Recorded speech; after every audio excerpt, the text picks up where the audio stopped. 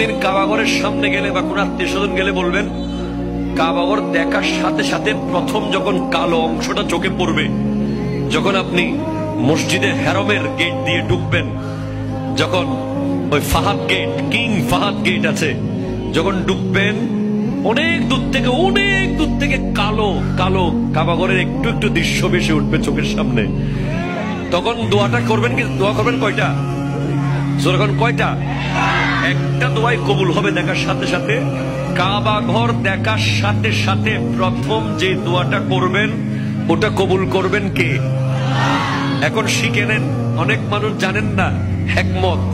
আপনি একটা দোয়া করবেন, একটাই শেষ, একটা সুযোগ পাবেন আপনি, কিন্তু আপনি এমন এক দোয়া করবেন যেন যতদিন ওখানে থাকেন প্রত্যেক দোয়া কবুল হয়ে যায়।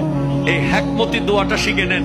আপনি বলবেন, আল্লাহ আমি 10, 12, 15 যতদিন এখানে থাকবো, যতগুলো দোয়া করব সব কবুল করে নিয়েন। দোয়া করছেন কয়টা?